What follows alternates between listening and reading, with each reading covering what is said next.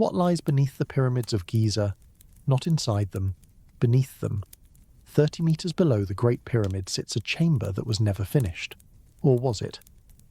Beneath the causeway of Khafra hides a shaft that descends through water to an underground island. Near the Sphinx, anomalies have been detected that no one can explain, and in 2025 researchers claim to have found a hidden city more than 2,000 feet below the surface.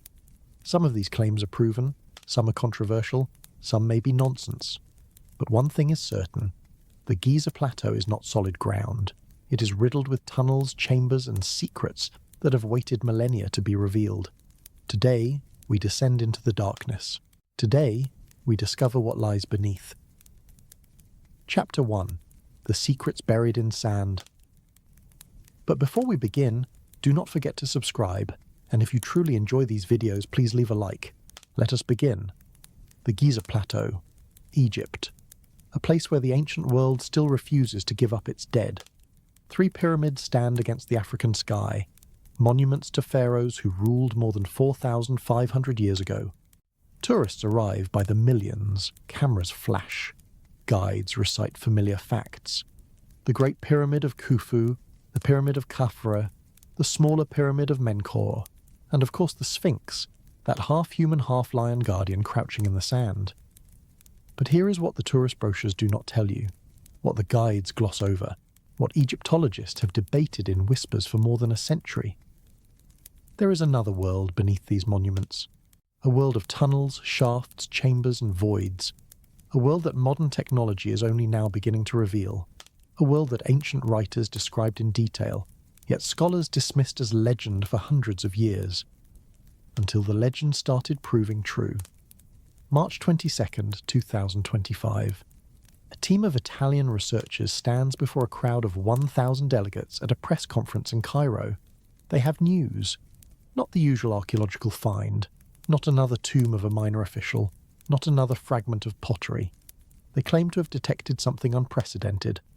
Using satellite-based synthetic aperture radar technology, combined with artificial intelligence, they say they have found evidence of massive underground structures beneath the Khafra pyramid. Not small chambers, not modest tunnels. They speak of 8 enormous cylindrical shafts descending deep into the earth.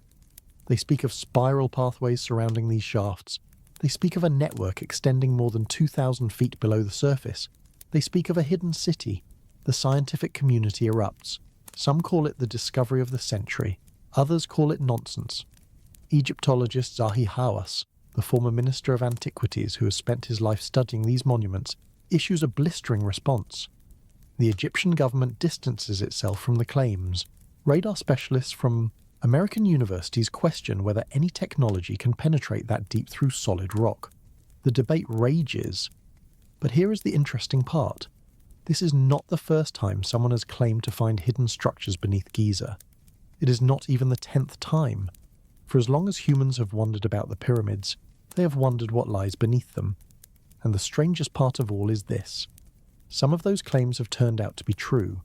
Let us start with what we know for certain. The Great Pyramid of Khufu is not simply a massive pile of limestone blocks. It contains chambers. It contains passages.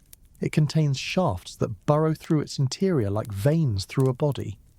The ancient builders, whoever they were, did not simply stack stones. They created an internal architecture of stunning complexity. At the base of the pyramid, roughly 27 meters below ground level, carved directly into the bedrock of the Giza Plateau, sits the subterranean chamber. This is not a myth. This is not speculation. You can walk down there yourself, though the Egyptian authorities rarely allow it. The chamber measures approximately 14 meters by 8 meters. Its ceiling is rough-hewn limestone. Its floor is unfinished, churned into strange shapes that have puzzled researchers for generations. The traditional explanation goes something like this. The pharaoh Khufu originally planned to be buried deep in the bedrock, following the tradition of earlier pyramids. Workers began carving out a burial chamber beneath the monument. Then something changed. Perhaps Khufu changed his mind. Perhaps the architects developed a better plan. Whatever the reason, the subterranean chamber was abandoned. The workers stopped digging. The king decided to be buried higher up, in what we now call the king's chamber, deep within the pyramid itself. That is the official story. It is clean. It is logical. It fits the narrative of a straightforward tomb built for a single purpose. But look closer at that subterranean chamber, and the story starts to fray at the edges. The floor of the chamber is not simply unfinished. It is carved into deliberate shapes. 2 mounds rise from the bedrock, separated by a trench. A deep pit has been cut into the eastern section. A narrow passage extends south from the chamber wall, running for about 16 meters before ending abruptly in a blank wall. Another shaft drops down from the floor, filled with rubble and debris. Here is what gets interesting. The Greek historian Herodotus visited Egypt around 500 BC, more than 2,000 years after the pyramids were built. He wrote that Pharaoh Khufu was buried on an island, surrounded by water, in a chamber deep beneath the pyramid. For centuries, scholars dismissed this account. Herodotus was wrong, they said. He was repeating tourist guide stories. He never saw the actual burial and admitted as much. But then look at that subterranean chamber again. 2 mounds. Trench between them. The possibility of water once filling that space. Some researchers now argue that Herodotus was describing exactly what he heard, and what he heard contained a kernel of truth. The chamber may have been designed to symbolize something far more complex than a simple abandoned construction project. It may have represented the Nile itself, the source of all Egyptian life, rendered in stone beneath the monument to eternal death. And that narrow passage extending south from the chamber wall, the one that ends in nothing? No one knows why it was cut. No one knows where it was supposed to lead. Some say the workers simply stopped when they realized the chamber was being abandoned. Others say there may be something beyond that blank wall, something never found. The subterranean chamber is just the beginning. Above it, inside the pyramid proper, other chambers wait. The Queen's Chamber, misnamed by early Arab explorers who assumed a smaller chamber must belong to a wife.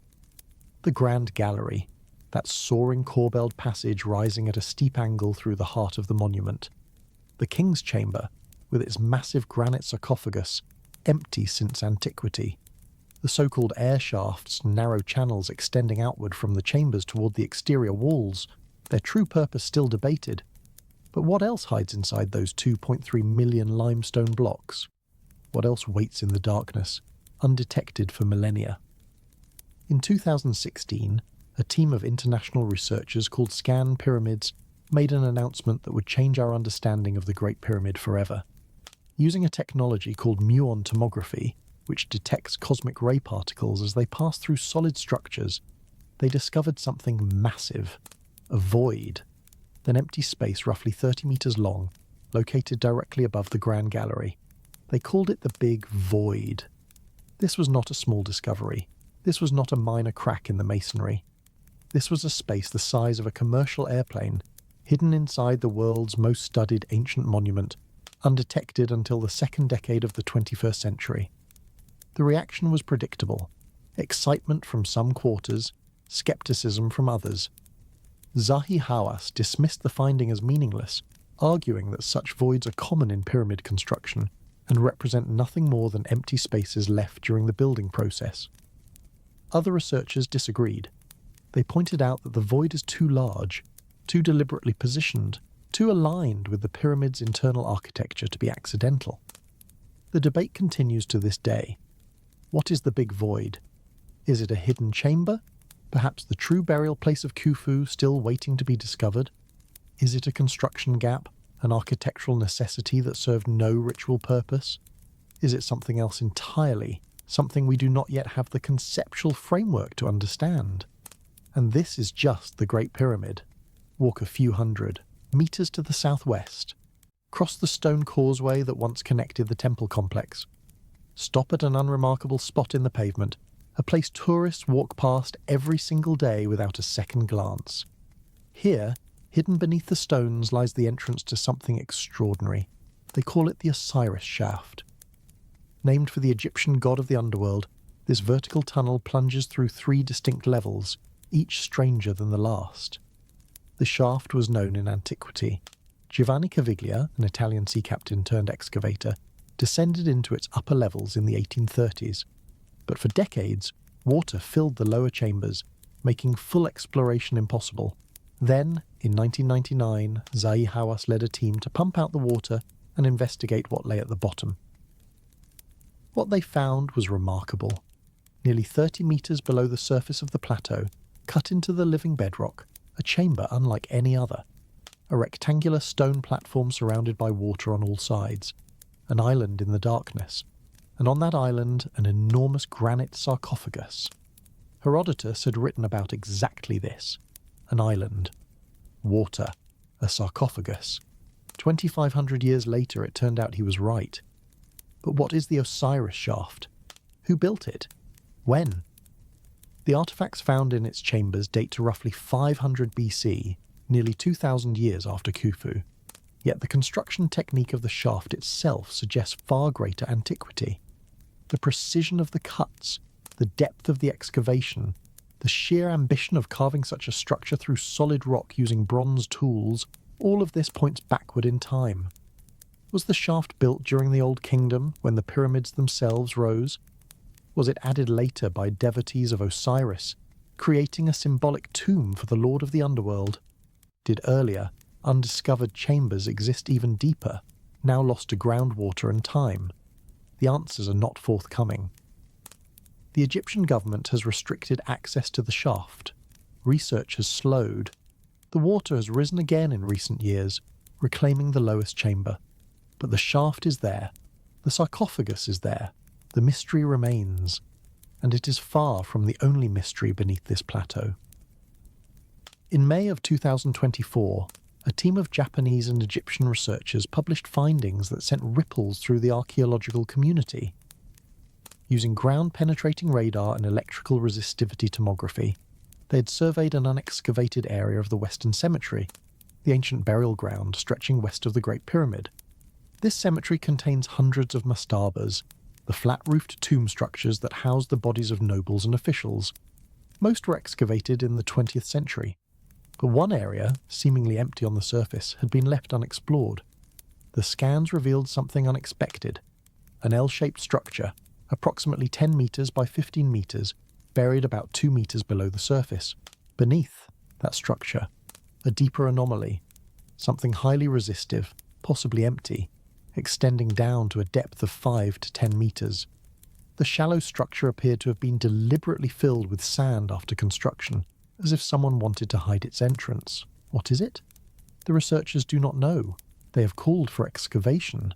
They have suggested it may be an entrance to something larger, something that connected to the deeper anomaly below. The Egyptian authorities have not yet approved a dig, and so we return to the fundamental question that has haunted the Giza Plateau for 5,000 years. What lies beneath? The answer, it seems, depends on whom you ask. Mainstream Egyptologists maintain that the pyramids were tombs and nothing more, that any chambers or passages serve funerary or construction purposes, that the mysteries have been largely solved, the questions answered, the debates settled. But then you have the anomalies, the big void that defies easy explanation, the Osiris Shaft with its island sarcophagus, the unfinished subterranean chamber with its strange floor and dead-end passage, the L-shaped structure filled with sand. The March 2025 claims of a hidden city, dismissed by some but not definitively refuted. And beyond the physical evidence, you have the ancient accounts. Herodotus describing water-filled chambers, Strabo writing of labyrinthine passages, medieval Islamic legends insisting on underground tunnels connecting all 3 pyramids, the psychic Edgar Cayce predicting a hall of records beneath the Sphinx, supposedly containing the wisdom of Atlantis. Some of these sources are reliable, some are not. Separating fact from legend, genuine discovery from sensationalist claim, has become increasingly difficult in an age when viral headlines spread faster than peer-reviewed research. What we can say with certainty is this: the Giza Plateau is not solid stone. It is riddled with natural fissures, ancient quarries, and man-made excavations. The water table sits only 20 to 30 metres below the surface, feeding into underground aquifers that have never been fully mapped. The builders of the pyramids were capable of engineering feats that still defy complete explanation. And despite more than 2 centuries of systematic archaeology, new discoveries continue to emerge. The pyramids keep their secrets well. but perhaps not forever. In the chapters that follow, we will descend into the darkness beneath Giza. We will explore the chambers that have been found and the chambers that remain hidden. We will examine the ancient texts and the modern technologies. We will separate what is known from what is claimed, what is possible from what is fantasy. The journey begins here, at the surface, where the sun beats down on limestone and tourists snap photographs. But the real story lies below, deep in the bedrock, where water drips in the silence, where passages end in blank walls, where sarcophagi wait empty in chambers built by unknown hands for purposes we can only guess. What lies beneath the pyramids? Let us find out. Chapter 2. The Subterranean Chamber. Nobody finished. Deep beneath the Great Pyramid of Khufu, carved into the bedrock of the Giza Plateau, lies a room that has puzzled researchers for nearly 200 years. To reach it, you must descend through a narrow passage that slopes downward at an angle of roughly 26 degrees. The walls press close. The air grows thick. Electric lights, installed in modern times, cast harsh shadows on the limestone. After approximately 100 meters, the passage levels out and opens into darkness. You've arrived at the subterranean chamber. The first modern explorer to document this space was Giovanni Caviglia, an Italian ship captain who had developed an obsession with the pyramids. In 1817, Caviglia cleared the rubble that had blocked the descending passage for centuries and pushed through to the chamber below. What he found was not a treasure vault. It was not a gleaming tomb filled with gold and jewels. It was a rough-hewn cave, half-finished, abandoned in what appeared to be the middle of construction. The chamber measures approximately 14 meters from east to west and 8 meters from north to south. The ceiling is relatively flat, smooth in places, showing the marks of ancient tools. But the floor is something else entirely. The floor looks like a frozen sea. Mounds of uncut rock rise in some areas. Deep trenches cut through others. A pit near the eastern wall drops into darkness, filled now with rubble from explorers who came before. The traditional explanation for this chamber is straightforward. When Pharaoh Khufu began construction of his pyramid around 2580 BC, his architects planned to follow the model of earlier royal burials. The king would be interred deep in the bedrock, beneath the monument, safe from tomb robbers who might breach the upper structure. Workers began carving the subterranean chamber accordingly. They cut the descending passage from the north face of the pyramid. They excavated a large space in the rock below. Then something changed. Perhaps Khufu decided he wanted to be buried higher up, closer to the sky, closer to the gods. Perhaps his architects developed the revolutionary idea of building chambers within the pyramid itself, something never attempted on this scale before. Perhaps there were structural concerns about the stability of the underground site. Whatever the reason, the subterranean chamber was abandoned. Work stopped mid-carving. The workers moved upward to begin excavating what would become the Queen's Chamber and eventually the King's Chamber. This is a clean explanation. It fits the archaeological evidence as traditionally interpreted. It makes sense, but there are problems. The first problem is the floor itself. If the chamber was simply abandoned mid-construction, you would expect to see the kind of random mess that appears when workers walk away from a job. Piles of rubble, scattered tools, the marks of hasty departure. What you actually see in the subterranean chamber is something different. The uneven floor appears deliberate. The two mounds on the western side are roughly symmetrical. The trench between them is cut in a consistent pattern. The overall shape, if you look at it from above, resembles something. Some researchers have suggested it resembles the Nile Valley. Think about that for a moment.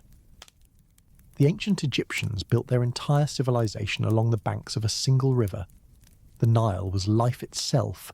Its annual floods deposited the fertile soil that made agriculture possible. Its waters provided transportation and irrigation. Temples were built along its banks. The dead were buried to the west, where the sun set over the desert. The living dwelt to the east, where the sun rose over cultivated fields. What if the subterranean chamber was not unfinished but completed exactly as intended? What if the strange floor was carved to represent the Egyptian world itself, with the two mounds symbolizing the eastern and western banks of the Nile and the trench between them representing the river? What if this was not a failed burial chamber but a ritual space, a symbolic recreation of the land of the living beneath the monument to eternal death. This theory remains controversial. Many Egyptologists dismiss it, but it gains support from an unexpected source. The Greek historian Herodotus. Herodotus visited Egypt around 450 BC, roughly 2,000 years after the Great Pyramid was built. He was shown the monuments by local guides, men whose ancestors had been telling stories about these structures for generations. Herodotus recorded what he was told, and what he was told is remarkable. According to Herodotus, Pharaoh Khufu was not buried in a chamber inside the pyramid. He was buried in a chamber beneath the pyramid, on an island surrounded by water. The water was brought through underground channels connected to the Nile. The king rested eternally in a symbolic river, as his kingdom had rested along the real river above. For centuries, scholars dismissed this account. Herodotus never claimed to have seen the underground chamber himself. He admitted that the Egyptian priests refused to let him descend. He was repeating hearsay, tourist gossip, the exaggerated tales of guides seeking tips from gullible Greeks. But look again at that subterranean chamber, the two mounds, the trench, the pit near the eastern wall that might once have held water, that even today shows signs of past flooding from the water table below. What if Herodotus was right? The chamber itself is not the only mystery. Extending south from the southern wall is a passage that appears to go nowhere. This corridor runs for approximately 16 meters, straight into the bedrock, before ending abruptly in a blank wall. Why? Was it cut? Where was it supposed to lead? Some researchers have speculated that workers intended to carve a second chamber beyond the first, perhaps a storage room for funerary goods or a subsidiary burial for a queen. When the project was abandoned, so was this extension. The passage simply stops because the workers stopped. But others have raised a different possibility. What if the passage does not actually end? What if there is something beyond that blank wall, something that has never been breached? In 1992, a German robotics engineer named Rudolf Gantenbrink sent a small robot into one of the narrow air shafts extending from the Queen's chamber. The robot, called Upuaut after the Egyptian opener of the ways, crawled nearly 65 meters into the shaft before encountering a small door made of limestone, complete with 2 copper handles. The discovery caused a sensation. What lay behind the door? A hidden chamber? Treasure? The final resting place of Khufu himself? Subsequent expeditions drilled through the door and found another small chamber, and beyond it another blocking stone. The mystery deepened rather than resolved. The shafts, originally thought to be simple ventilation channels, clearly served a more complex purpose, but what that purpose was remains unknown. Could something similar exist beyond the blank wall at the end of the subterranean passage? Could there be a sealed door, a hidden chamber, a continuation of the tunnel that has never been explored? The Egyptian authorities have not authorized drilling. Ground-penetrating radar has not been deployed in the chamber with sufficient resolution to answer the question. The mystery remains. And then there is the pit.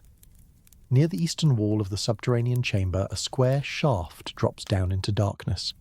The pit is roughly 4 meters deep, though the exact depth is difficult to determine because the bottom is filled with rubble and debris from nearly 2 centuries of exploration. In the 1830s, Colonel Howard Vyse, a British Army officer who had inherited Caviglia's obsession with the pyramids, ordered the pit cleared. His workers dug down through the debris, expecting to find something significant. They found more rock. Or did they? Some accounts from the period suggest that the pit was not fully excavated. The workers encountered groundwater and gave up.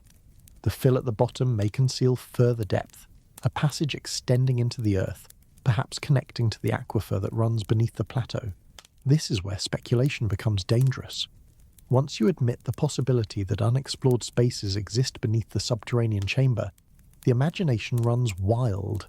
Underground rivers, lost labyrinths, chambers filled with treasure or knowledge.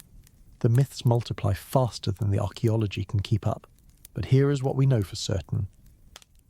The subterranean chamber exists. It is real. You can visit it, if you can obtain permission, from the Egyptian government, which is rarely granted. The floor is carved into strange shapes that have never been satisfactorily explained. A passage extends south and ends in a blank wall. A pit drops down and ends in rubble. No complete excavation has been conducted. no definitive answers have been provided. Mainstream Egyptology maintains that this chamber was simply abandoned during construction, that the floor is unfinished because the workers stopped carving, that the passage ends because the workers stopped digging, that the pit leads nowhere because there is nowhere to lead. This may be true, it is certainly the most parsimonious explanation. Occam's razor suggests we should not multiply mysteries without necessity, but there are two factors that complicate this neat conclusion. The first is the existence of the Osiris Shaft, which we will explore in detail in the next chapter. This vertical tunnel, located not far from the Great Pyramid, descends through 3 levels to a chamber containing an island surrounded by water and a massive sarcophagus. This discovery, fully excavated only in 1999, proved that Herodotus was describing real structures when he spoke of underground chambers and water-filled burials. If he was right about that, what else might he have been right about? The second factor is the ongoing technological revolution in archaeological imaging. Ground-penetrating radar, electrical resistivity tomography, Muon tomography, satellite-based synthetic aperture radar. These technologies are allowing researchers to see through stone in ways that would have seemed magical even 50 years ago. The big void discovered inside the Great Pyramid in 2016 was invisible until Muon detectors revealed its presence. What other voids, passages and chambers might exist, waiting for the right technology to detect them? The subterranean chamber beneath the Great Pyramid has been known since 1817. In all that time, no complete archaeological investigation has answered the basic questions about its purpose. The floor remains unexplained. The passage remains unexcavated beyond its visible end. The pit remains partially filled with debris. And beneath it all, the water table rises and falls with the seasons, just as the Nile rose and fell above it when the pyramids were young. What secrets does that water conceal? What lies at the end of the passage that appears to go nowhere? What would we find if we dug deeper into the pit, past the rubble, past the groundwater, into the bedrock that has sat undisturbed since the reign of Khufu himself? These questions remain open. They may remain open for decades more, depending on the decisions of the Egyptian government and the availability of funding for research. But the subterranean chamber waits. It has waited for 4,500 years. It can wait a while longer. The darkness down there is patient, and in that darkness, carved into shapes that no one fully understands, the floor of the chamber holds its secrets. Perhaps it represents the Nile, the river of a life beneath the house of the dead. Perhaps it represents something else entirely, some ritual or symbolic meaning lost to time. Perhaps it is simply unfinished, abandoned when the pharaoh changed his mind. We do not know, but we keep asking. And somewhere beneath the greatest monument of the ancient world, in a chamber cut from living rock by workers whose names we will never know, the answers wait. If only we knew how to read them. Chapter 3. The Osiris Shaft and the Water Beneath the Plateau. Walk south from the Great Pyramid of Khufu.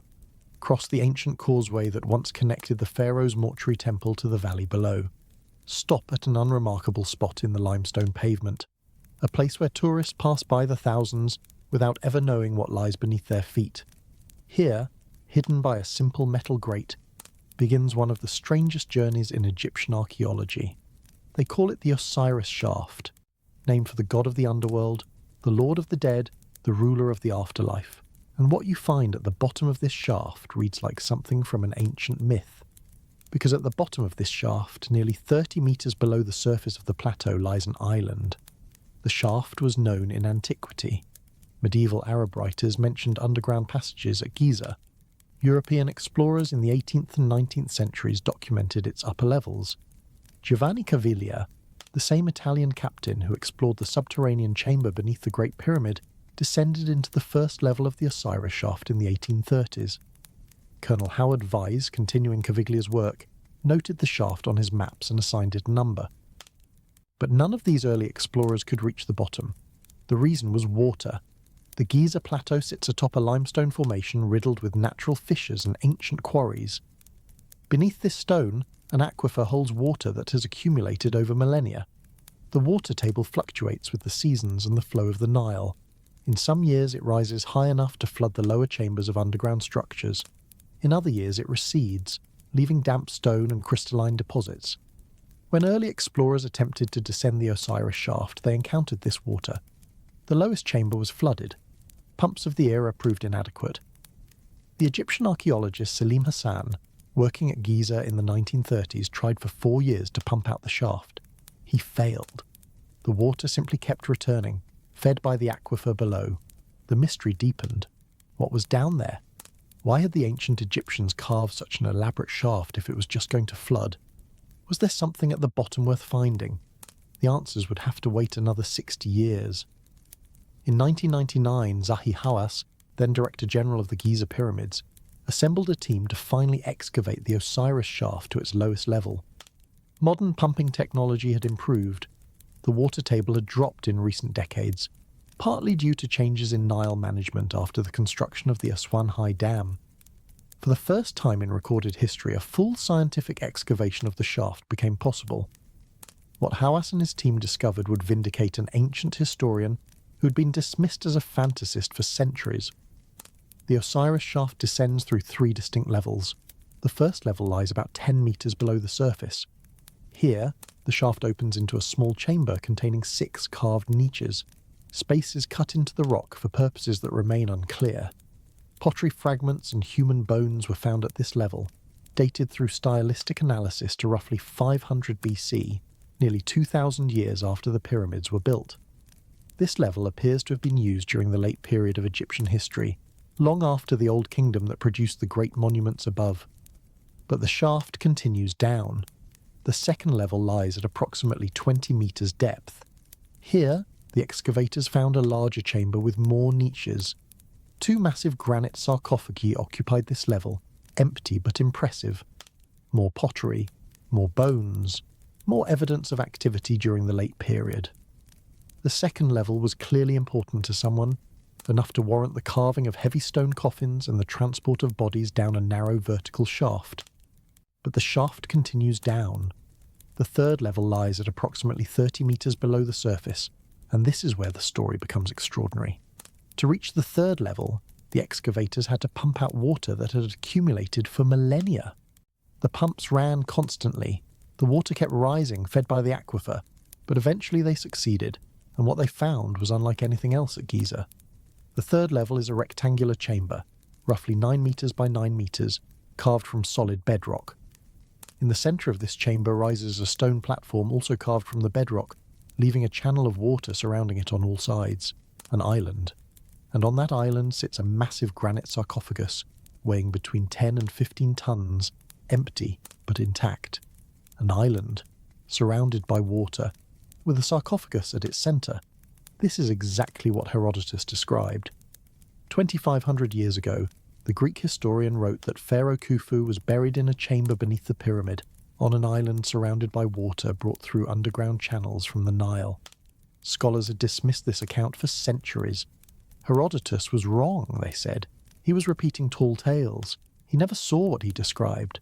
But here it was, an underground island, surrounded by water, with a stone coffin waiting for a body.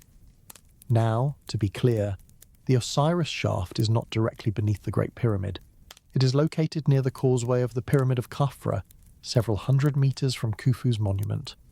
The sarcophagus does not contain the remains of Khufu.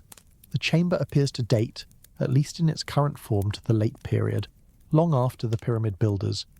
But this raises more questions than it answers. Did the ancient Egyptians of the late period create this elaborate structure as a symbolic tomb for Osiris, inspired by older legends about underground burials at Giza? Or did they excavate and expand an older structure, one that dated back to the Pyramid Age itself? Zahi Hawass found hieroglyphic inscriptions in the chamber. One symbol, carved into the floor, spelled the word Per, meaning house.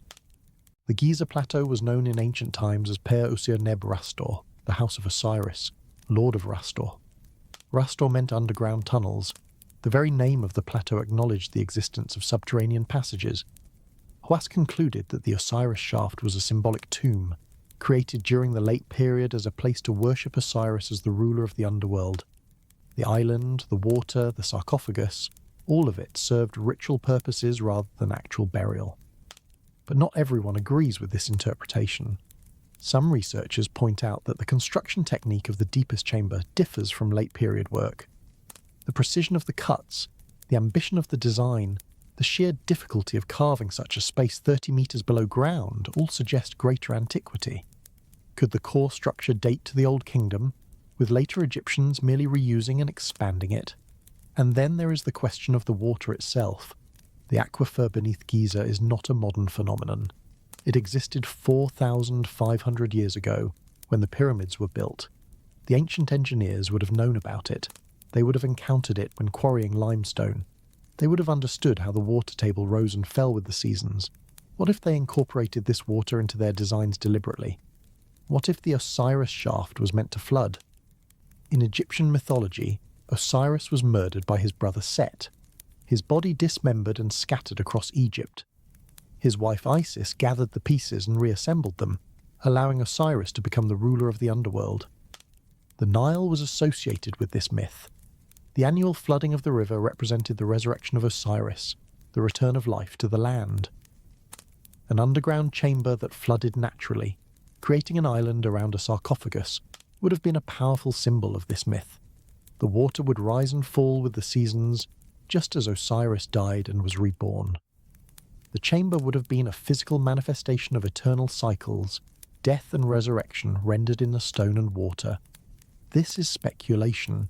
We cannot prove that the ancient builders intended such symbolism, but we can say that the Osiris Shaft exists, that it contains an island surrounded by water, and that Herodotus described exactly this. Configuration 2,500 years ago? What else did he describe that we have not yet found? The Osiris Shaft is not the only evidence of underground water systems at Giza. The entire plateau is riddled with wells, cisterns and channels that have never been fully mapped. Some appear to date to the Old Kingdom, others were cut later. The relationships between these water features and the monuments above remain poorly understood. Recent research has suggested that the pyramid builders may have used water extensively in their construction methods. Channels feeding from the Nile could have transported stone blocks on barges right to the base of the pyramids. Hydraulic systems might have lifted heavy stones using the power of water.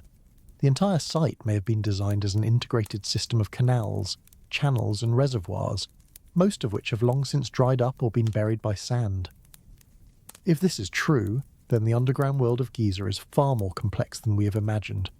The shafts and tunnels we have found may be only a small fraction of what exists. Beneath the sand, beneath the limestone, beneath the monuments themselves, a network of waterways might extend across the entire plateau. But we do not know for certain. The Osiris Shaft remains one of the few underground structures at Giza that has been fully excavated to its lowest level. Access to it is restricted. The water has risen again in recent years, partially reflooding the third level. Further research has been limited, and the questions multiply. The tunnel that Hawass found extending from the west wall of the second level, a narrow passage cut by the ancient Egyptians, runs for about 6 meters before dead-ending in solid rock. Or does it? The excavator sent a boy through the tunnel because adults could not fit. He reported that it simply stopped. But was this the original terminus, or had the passage been blocked at some point? Similar tunnels extend from other chambers. Similar dead ends frustrate exploration. The pattern repeats throughout the underground world of Giza. Passages that appear to lead somewhere, passages that stop abruptly, walls that may be natural rock or may be deliberate seals. What lies beyond these blocked passages? We do not know. But we know that Herodotus was right about the island. We know that underground chambers exist at depths that early explorers could not reach. We know that water plays a role in these structures that we do not fully understand. And we know that the Osiris Shaft, for all its strangeness, may not be unique. In 2008, a Belgian-Egyptian research team used ground-penetrating radar to survey the area around the Pyramid of Hawara, south of Giza. Hawara was built by Pharaoh Amenemhat III of the 12th dynasty, roughly 400 years after the Great Pyramid. Near this pyramid, ancient writers described a labyrinth, a massive complex of chambers and passages that supposedly exceeded even the pyramids in grandeur. The radar detected something. Beneath the sand, the researchers found evidence of a large underground structure consistent with the ancient descriptions. The so-called lost labyrinth of Egypt might actually exist. but excavation has not been permitted. The water table in that area is high. The site is difficult to access. The mystery remains. And so it goes at Giza. Underground structures exist. Ancient writers describe them. Modern technology detects them. But full excavation remains rare. Access remains restricted. Answers remain elusive. The Osiris Shaft proved that the ancients knew things we had forgotten. It proved that Herodotus was more reliable than scholars assumed. It proved that the underground world of Egypt holds secrets that have waited millennia to be revealed. What other secrets wait in the darkness? What other chambers lie beneath the monuments? What other islands float in underground pools surrounded by water that rises and falls with rhythms older than history? The pharaoh Khufu built his pyramid to last forever. He succeeded. But the pyramid above ground is only half the story. Beneath it, beneath the plateau, beneath the sand and limestone, another world exists. A world of water and darkness. A world ruled by Osiris. A world we have only begun to explore. Chapter 4. The Big Void That Changed Everything, November 2nd, 2017. A date that will be remembered in the history of Egyptology. A date when modern physics reached into the heart of an ancient monument and revealed something that had been hidden for 4,500 years. The announcement came from an international team of researchers called Scan Pyramids. Their finding was published in Nature, one of the most prestigious scientific journals in the world. The headline seemed almost unbelievable. A void, a massive empty space, hidden inside the Great Pyramid of Khufu, invisible to the naked eye, undetectable by conventional exploration, revealed only through the magic of particle physics. They called it the Big Void. To understand how this discovery was made, you need to understand a technology that sounds like science fiction. Muon tomography, the detection of subatomic particles created when cosmic rays strike the upper atmosphere.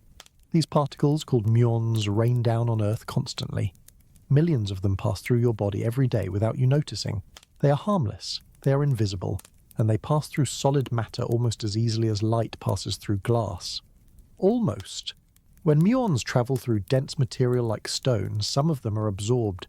The denser the material, the more muons get stopped. If you place a detector beneath a solid structure and count the muons arriving from different directions, you can create an image of the density above. Areas with more muons reaching the detector are less dense. Areas with fewer muons are more dense. In other words, muon tomography lets you see through stone.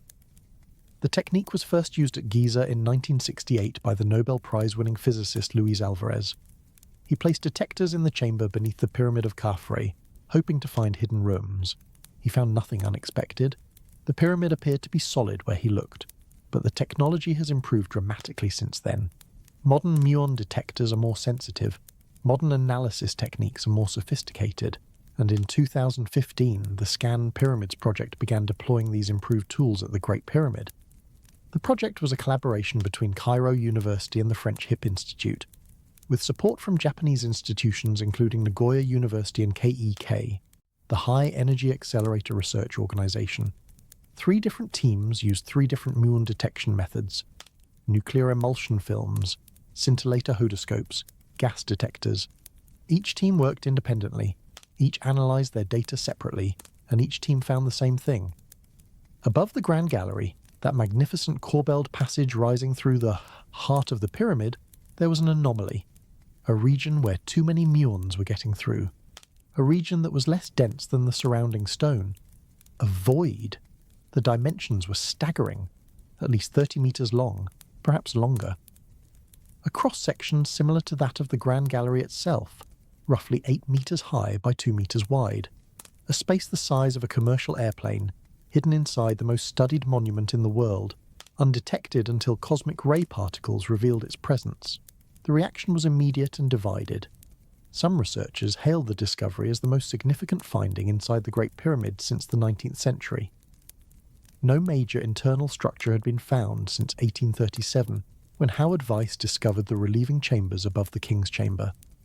The Big Void was something genuinely new, genuinely unexpected, genuinely mysterious. Others were more skeptical. Zahi Hawass, the former Minister of Antiquities, dismissed the finding almost immediately. The pyramids are full of gaps and spaces, he argued. This void is probably just empty space between blocks, left during construction. It proves nothing. It means nothing. The announcement was premature and sensationalized. The truth, as often happens, lies somewhere in between. The void is real. 3 independent teams using 3 independent methods all detected it. The statistical significance is overwhelming.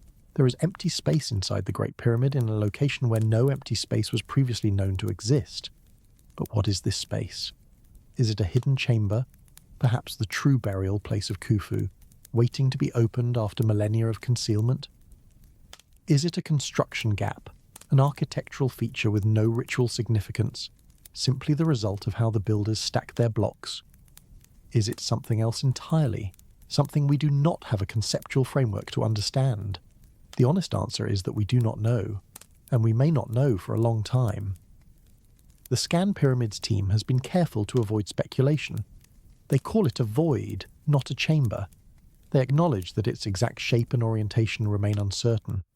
The Muon data tells us that less dense material exists in that location. It does not tell us whether that space is a carefully constructed room or a rough gap between stones. It does not tell us whether it contains artifacts or empty air. It does not tell us how to reach it. Some researchers have proposed theories about the void's purpose. Kate Spence, an Egyptologist at the University of Cambridge, suggested that the void might be a remnant of internal ramps used during construction. The builders may have created internal passages to move heavy blocks into place, then sealed or abandoned these passages when construction was complete. The void would be a construction feature, interesting for understanding how the pyramid was built, but not a deliberate chamber with ritual significance. Others have pointed out that the void appears to be deliberately positioned.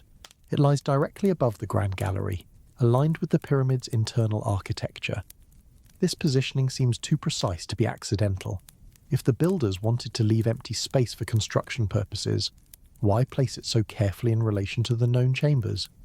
Japanese physicist Kunihiro Morishima, who led one of the detection teams, has emphasized that additional scanning is needed from different angles to determine the void's exact shape. Is it horizontal, like a corridor? Is it inclined, like the Grand Gallery below it? Is it a single space or multiple separate voids? The current data cannot answer these questions definitively. And then there is the question of access. The void appears to be sealed. There are no known passages leading to it. If it is a hidden chamber containing artifacts or remains, those contents have been sealed inside for more than 4,000 years. Opening such a space would require drilling through stone, potentially damaging the pyramid itself.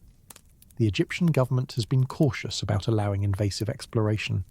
The pyramids are national treasures, UNESCO World Heritage Sites, symbols of Egyptian identity and pride. Drilling holes in search of unknown chambers carries risks. What if the drilling destabilizes the structure? What if it damages something irreplaceable? What if the void turns out to be empty after all? The debate continues. Meanwhile, the Scan Pyramids project has made other discoveries that received less attention but may prove equally significant. In 2016, before announcing the Big Void, the team detected another anomaly. This one was located behind the chevron structure on the pyramid's north face, just above the original entrance.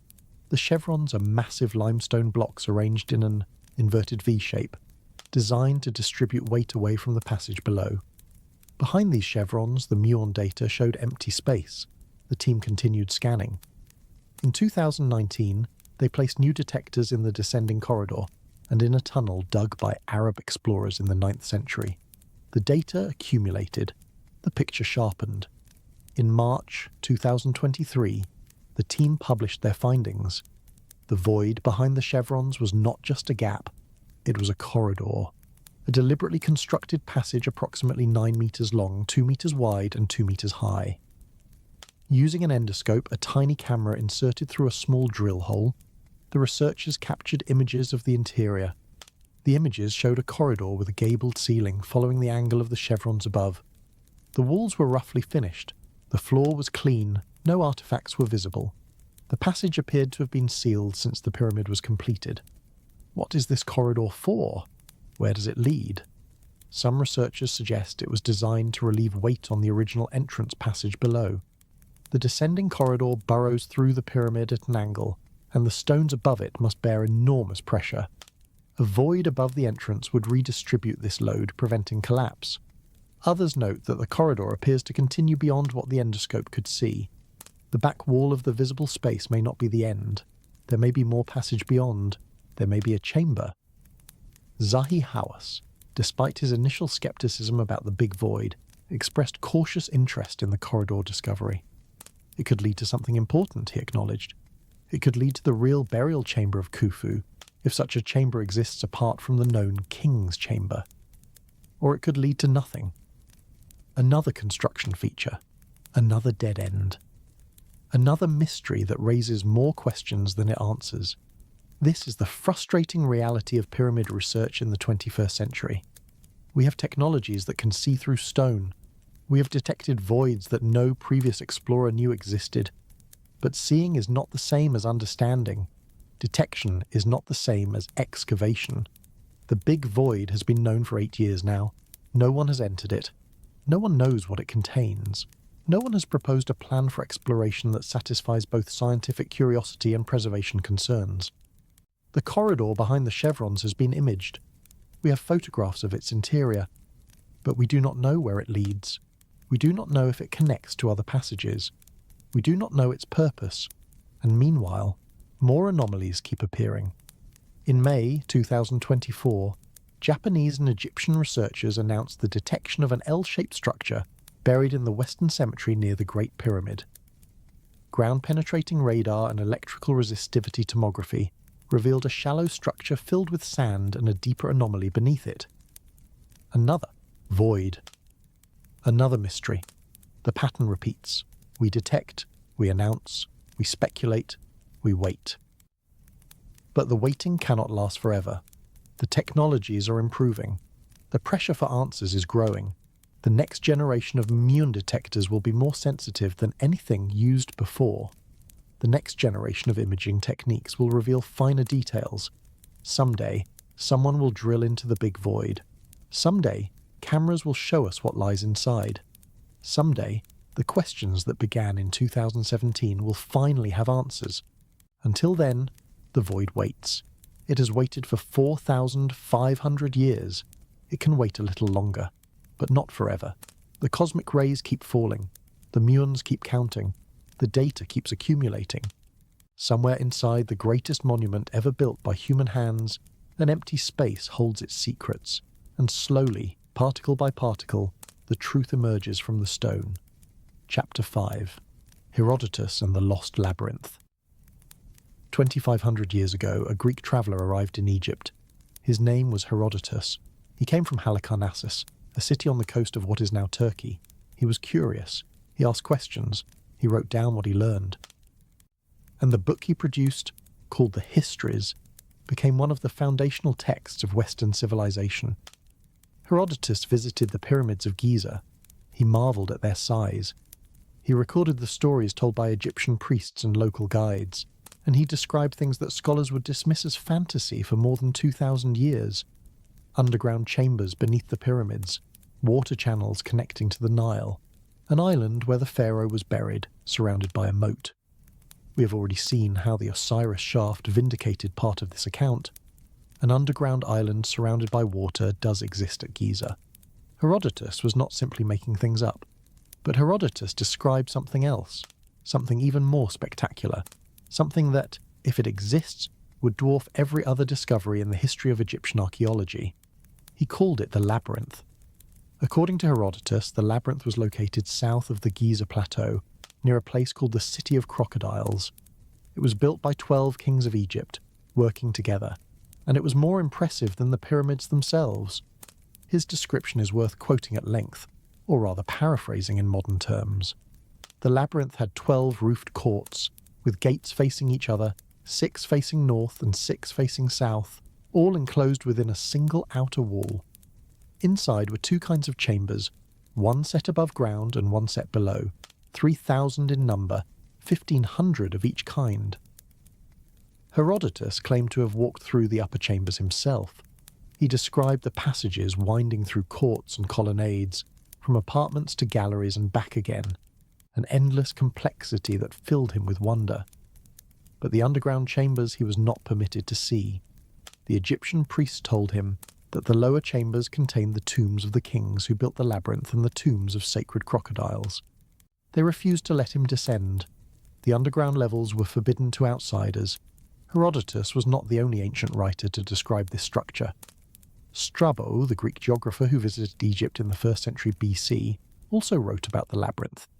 He described hidden chambers before the entrances, long passages twisting and turning through one another, so complex that no stranger could find the way in or out without a guide. Diodorus Siculus, another Greek historian, called the labyrinth a work impossible to imitate in its ingenious design. Pliny the Elder, the Roman encyclopedist, described it as containing paths through its chambers so winding that they were impossible to negotiate, with fearful noise of thunder and passages that had to be traversed in darkness. These descriptions span 6 centuries, from Herodotus in the 5th century BC to Pliny in the 1st century AD. The writers generally agree on certain points. The labyrinth was located near the entrance to the Fayum oasis. It was associated with a nearby pyramid. It contained multiple levels, with upper chambers that visitors could see and lower chambers that were restricted. Its complexity was legendary. But where is the labyrinth today? For centuries, scholars assumed it had been destroyed. Egypt had been conquered repeatedly. Greeks, Romans, Persians, Arabs, Ottomans. Each wave of invaders had taken their toll on the ancient monuments.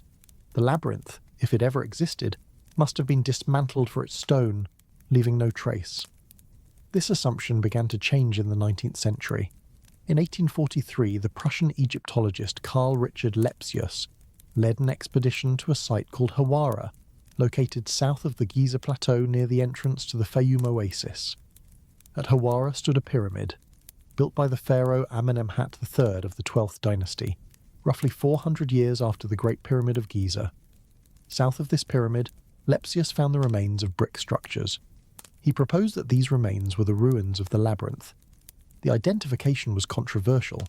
The brick structures did not match the magnificent stone construction described by ancient writers. Some scholars suggested they were merely the remains of a town built atop the labyrinth's foundations. The true structure, if it existed, lay beneath. In 1888, the British Egyptologist Flinders Petrie conducted his own excavation at Hawara. Petrie was methodical, rigorous, one of the founders of modern scientific archaeology. He examined the area south of the pyramid and found evidence of large-scale destruction. The site had been quarried, stripped of its dressed stone, reduced to foundations and rubble. But Petrie also found something else. Beneath the debris, he traced the outlines of a massive structure. His measurements suggested a building covering more than 60,000 square meters. This was not a small temple. This was a complex worthy of the ancient descriptions. Petrie proposed a reconstruction based on his findings and the accounts of Herodotus and Strabo. He suggested that the labyrinth had consisted of numerous columned halls arranged around an inner core surrounded by a colonnade. The upper chambers had been demolished, their stone taken for other buildings, but the lower chambers, cut into the bedrock, might still exist. The lower chambers, the forbidden levels, the tombs of kings and sacred crocodiles. The excavation was incomplete. Petrie ran out of time and resources. The site was difficult to work. The water table was high, flooding the lower levels. Sound familiar? The full extent of the labyrinth was never determined. Its underground chambers were never explored. Fast forward to 2008, a joint Belgian-Egyptian research team arrived at Hawara with modern technology. Ground-penetrating radar, electrical resistivity tomography, the same tools that would later be used at Giza to detect the Big Void and the L-shaped structure in the Western Cemetery. The team surveyed the area south of the Pyramid of Amenemhat III. They were looking for evidence of the labyrinth. They found it. Beneath the sand, the radar detected the outlines of a large underground structure. Multiple chambers arranged in a grid pattern, walls extending deep into the bedrock, a complex that matched the ancient descriptions in scale and layout. The lost labyrinth of Egypt appeared to be real. The team published their findings in the Journal of the National Research Institute of Astronomy and Geophysics. They called for excavation. They suggested that one of the great mysteries of the ancient world might finally be solved. But excavation never came. The Egyptian government did not authorize a dig. The site is located in agricultural land. The water table remains high. The logistics are difficult. The political situation in Egypt during the years following 2008 was turbulent. The labyrinth remains buried, and so we are left with questions. Is the structure detected by radar really the labyrinth described by Herodotus? Or is it something else, a later construction built on the same site? Do the underground chambers actually exist? Or did the ancient quarrying destroy them along with the upper levels? What would we find if we dug? Empty rooms, flooded passages, the tombs of kings and sacred crocodiles that Herodotus was forbidden to see? The labyrinth is not at Giza. It is more than 100 kilometers to the south. But its story connects to the broader mystery of underground Egypt. The pattern repeats. Ancient writers describe subterranean chambers. Modern technology detects anomalies. Excavation is delayed or prevented. The questions remain unanswered, and Herodotus keeps being proven right. He wrote about an underground island at Giza. The Osiris Shaft confirmed it. He wrote about underground chambers beneath the pyramids. Modern scanning has detected voids and passages. He wrote about a labyrinth with 3,000 rooms, half above ground and half below. Ground-penetrating radar has found evidence of a large underground structure at exactly the location he specified. What else did he write that we have not yet verified? Herodotus described underground channels connecting the Giza monuments to the Nile. Modern research has found evidence of ancient waterways leading to the plateau. Herodotus described the pyramids as part of a larger complex involving water management and underground construction. The hydraulic theory of pyramid building suggests he may have been more accurate than modern scholars assumed. Herodotus has been called the father of history. He has also been called the father of lies. For centuries, scholars cherry-picked his accounts, accepting the parts that fit their theories and dismissing the parts that seem too fantastic. But the fantastic parts keep turning out to be true. Perhaps we should listen more carefully. The lost labyrinth of Hawara waits beneath the sand, detected but unexcavated. Its upper chambers were destroyed long ago, but its lower chambers, if they exist, might preserve whatever was placed there more than 3,800 years ago. The tombs of kings, the tombs of sacred crocodiles, 3,000 rooms full of hieroglyphs and paintings, half above ground, half below. The above ground half is gone. The below ground half has never been found. Or has it? Somewhere beneath the farmland of the Fayum, beneath the water table, beneath millennia of silt and debris, the labyrinth may still exist. The chambers that Herodotus was forbidden to enter may still hold their secrets. All we have to do is dig. But digging requires permission. Permission requires political will. Political will requires money and stability and priorities, and so the labyrinth waits. Like the big void in the Great Pyramid, like the passage behind the chevrons, like the L-shaped structure in the Western Cemetery, like the Osiris Shaft, now partially reflooded, its lowest chamber once again submerged. The underground world of ancient Egypt does not give up its secrets easily, but it gives them up eventually. Herodotus wrote his account 2,500 years ago. We are still catching up. The island he described has been found. The labyrinth he described has been detected. What else waits to be discovered? What else did the ancient Egyptians build beneath the earth? What else have we forgotten? The answers are down there somewhere, in the darkness and the water and the stone. We just have to keep looking. Chapter 6. The Italian Controversy and the Hidden City claims March 22, 2025. Cairo, Egypt. A press conference unlike any other in the history of Egyptology. 1,000 delegates gathered in person. Thousands more watched the live stream on YouTube. The presenters were an Italian-Scottish research team led by Professor Corrado Malanga from the University of Pisa, Filippo Biondi from the University of Strathclyde in Glasgow, explorer Armando May, and communications head Nicole Ciccolo. Their claim was extraordinary. Using satellite-based synthetic aperture radar technology combined with artificial intelligence, they said they had detected a vast underground network beneath the Pyramid of Khafra at Giza. Not small chambers, not modest tunnels, a hidden city. The details were staggering. 8 massive cylindrical structures descending deep into the earth beneath the pyramid. Spiral pathways surrounding each cylinder, winding down like corkscrews through the bedrock. 5 identical multi-level structures near the base of the pyramid, connected by geometric pathways. Channels resembling pipelines for a water system. All of this extending more than 2,000 feet below the surface. 2,000 feet. More than 600 meters. Deeper than any known archaeological structure in Egypt. Deeper than most researchers believed radar technology could penetrate through solid rock. The team suggested that the legendary Hall of Records, a purported library of ancient wisdom described by mystics and alternative historians, could lie within this underground complex. They showed images. They presented data.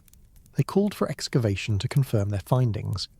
When we magnify the images in the future, they said, we will reveal that beneath it lies what can only be described as a true underground city. The reaction was immediate and fierce. Zahi Hawass, the former Minister of Antiquities who has spent his career studying Giza, issued a blistering statement. The claims were nonsense, he said. The technology could not do what the researchers claimed. The Egyptian government had not authorized their work. Their findings were not peer-reviewed. Their methods were not validated. Other experts piled on. Professor Lawrence Conyers, a ground-penetrating radar specialist from the University of Denver, questioned whether any radar technology could penetrate to such extreme depths through the dense rock and sand of the Giza Plateau. Current ground-penetrating radar works well for shallow features, he noted, but its effectiveness diminishes significantly beyond a few meters in solid geological formations. 2,000 feet was far beyond any proven capability. The scientific community demanded peer review. Where was the published paper? Where was the methodology? Where was the data that other researchers could examine and replicate? The team had announced their findings through a press conference and a YouTube livestream, not through academic channels. No peer-reviewed paper had been submitted. No independent verification had been conducted. The claims were extraordinary, but the evidence was thin. And yet, this was not the first time the team had made such announcements. In October 2022, Biondi and Malanga had published research in the journal Remote Sensing, claiming to have found evidence of new structures inside the Pyramid of Khafre using similar satellite imaging methods. That paper had been peer-reviewed and published. It suggested that their techniques had some validity. But critics noted problems with even the earlier work. The tomographic images presented in the 2022 paper did not match known structures within the Great Pyramid. The researchers appeared to be highlighting arbitrary areas in their data, possibly interpreting patterns in noise as meaningful structures. The results had not been reproduced by other researchers. The 2025 claims went much further than the earlier work. They described structures of unprecedented scale at depths previously thought unreachable. They suggested a rewriting of Egyptian history. They promised to reveal secrets hidden for thousands of years.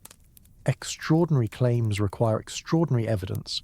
The evidence provided did not meet that standard. But here is where the story becomes complicated. The Italian team used a technique they called synthetic aperture radar Doppler tomography. This is not the same as conventional ground-penetrating radar. Synthetic aperture radar operates from satellites, using radio waves to image the Earth's surface and subsurface. By analysing Doppler shifts in the radar echoes caused by tiny vibrations and movements in the material, the researchers claim to be able to infer internal structures. The technique is used in other fields: volcano monitoring, nuclear site inspection, structural analysis of large buildings. It has legitimate scientific applications, but applying it to detect chambers 2,000 feet below the Giza Plateau pushes the technology far beyond its demonstrated capabilities. The rock is dense. The sand absorbs energy. The depths involved are extreme. No previous study has shown that satellite-based radar can image structures at such depths in such conditions. The team said they used data from the Cosmos SkyMed satellite system, and later from Capella space satellites. They said they employed artificial intelligence to identify underground structures from the data rather than relying solely on human interpretation. AI introduces additional complications. Machine learning systems can find patterns in noise. They can see structures that are not there. Without careful validation, AI analysis of ambiguous data can produce false positives that look convincing. The mainstream archaeological community remains skeptical. Most Egyptologists have dismissed the claims. The Egyptian government has not endorsed the research. No excavation has been authorized, but the controversy has not died. In June 2025, media reports emerged claiming that the team had detected a second hidden city beneath Giza. More structures, more chambers, more extraordinary claims without extraordinary evidence. The pattern is familiar. Sensational announcements, media coverage, scientific pushback, no resolution. And in the background, legitimate questions remain unanswered. Does something lie beneath the pyramids that we have not yet found? Almost certainly yes. The big void discovered by scanned pyramids proves that unknown spaces exist within the monuments. The Osiris Shaft proves that elaborate underground chambers were built at Giza. The L-shaped structure detected in the Western Cemetery proves that radar can find buried features that escaped earlier excavation. But does a vast underground city extend 2,000 feet below the Khafra pyramid? The evidence does not support this claim. The technology described cannot reliably image structures at such depths. The findings have not been independently verified. The peer review process has not validated the methodology. This is the challenge of underground archaeology in the 21st century. Technology has given us new eyes to see beneath the surface, but those eyes can deceive us. Radar returns are ambiguous. AI can hallucinate patterns. Extraordinary claims can spread on social media faster than careful science can evaluate them. The Italian controversy illustrates both the promise and the peril of modern archaeological imaging. The promise is that we may indeed find things beneath Giza that have waited millennia to be discovered. The technology is improving. The methods are being refined. What was impossible yesterday may be possible tomorrow. The peril is that premature announcements, sensationalized claims, and inadequate methodology can discredit legitimate research and muddy the waters of genuine discovery. When every few years brings a new claim of hidden chambers and underground cities, each announced with fanfare and each failing to produce concrete evidence, the public becomes cynical. The real discoveries get lost in the noise. The Scan Pyramids project spent years carefully collecting data before announcing the big void. They used multiple independent detection methods. They published in peer-reviewed journals. They acknowledged the limitations of their findings. They did not claim to know what the void contained or what its purpose was. The Italian team did the opposite. They announced extraordinary claims before peer review. They speculated about legendary lost libraries. They described structures that no other researcher has detected using any other method. Which approach will lead to genuine understanding? The answer seems obvious, but the sensational claims get the headlines. The careful science gets buried in academic journals, and the truth, whatever it may be, remains hidden beneath the sand. The Giza Plateau has been studied for more than 2 centuries. Every generation thinks it has finally solved the mysteries. Every generation is proven wrong by subsequent discoveries. Perhaps the Italian team has detected something real. Perhaps their technology works in ways that mainstream science has not yet validated. Perhaps there really is a hidden city beneath the pyramids, waiting to be found. Or perhaps they have interpreted noise as structure, wishful thinking as data, ambition as evidence. Time will tell. But until their claims are independently verified, until other researchers replicate their findings using validated methods, until peer review confirms their methodology, the hidden city remains exactly that, hidden, if it exists at all. The pyramids keep their secrets. They have kept them for 4,500 years. They will not give them up easily, no matter how sophisticated our technology becomes. And that, perhaps, is as it should be. The greatest monument of the ancient world deserves mysteries worthy of its grandeur, but it also deserves science worthy of its importance, not press conferences, not YouTube live streams, not sensational claims without evidence. Science. Patient, careful, rigorous science. That is how we will learn what truly lies beneath the pyramids, if we have the patience to wait for it. Chapter 7. Muons from Space Revealing Ancient Secrets. 14 billion years ago, the universe was born in an explosion of unimaginable violence. Matter and energy burst forth from a single point, expanding outward in all directions. Stars formed, galaxies coalesced. Heavy elements were forged in stellar cores and scattered across space by supernova explosions. Some of those stars still burn today, far beyond our solar system, far beyond our galaxy, in distant regions of the cosmos we can barely imagine. And some of those stars are dying violently, exploding with energies that dwarf anything on Earth. When they explode, they accelerate particles to speeds approaching the speed of light. These particles, called cosmic rays, stream through the universe in all directions. Some of them reach Earth. When a cosmic ray particle strikes the upper atmosphere, roughly 15 kilometers above the surface, it collides with atoms of nitrogen and oxygen. The collision produces a cascade of secondary particles, a shower of debris raining down through the atmosphere. Among these secondary particles are muons. A muon is like an electron but heavier, about 200 times heavier. It carries a negative electrical charge. It moves at nearly the speed of light, and it lives for only about 2 microseconds before decaying into other particles. 2 microseconds sounds brief, but at nearly the speed of light, a muon can travel several kilometers before it decays, enough to reach the surface of the Earth, enough to pass through buildings, through mountains, through pyramids.